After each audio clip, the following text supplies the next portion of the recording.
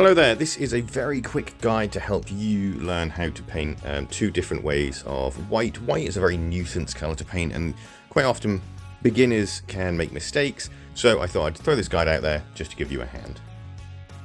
To get a nice creamy white, we're going to use Wraithbone over all the areas that will eventually be white. As you can see, I've undercoated my miniature white. If you do use black, remember to use several coats to make sure you get a nice smooth coating.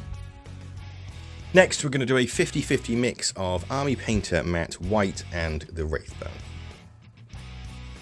Make sure when you're painting you avoid the recesses because we want to leave a little bit of that Wraithbone shining through.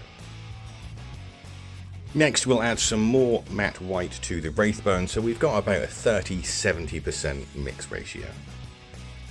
Do a couple of coats, that way you've got a nice, even and smooth surface.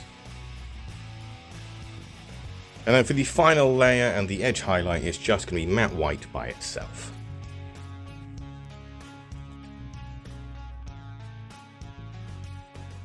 And here's the final result. As you can see, it's a very sort of creamy white, perfect for those softer colours. Moving on to the greyer white, we start with some grey sear all over the areas that are going to be white. Make sure you put a couple of coats down just so you have a nice smooth colouring. Then, much like we did with the Wraithbone, it's going to be a 50-50 mix of grey sear and Army Painter Matte White. Once again, make sure you don't paint into the recesses as we want that grey sear to show through as some shading. Then we'll add some more matte white, creating a 70-30 ratio of grey sear and matte white. This mix will be the bulk of the colour, so make sure you get at least a couple of coats down to make sure it's nice and smooth. And then it's matte white by itself to do all that edge highlighting and to brighten up the miniature. Once again, as white is still quite a very thin colour, you will have to do a couple of coats.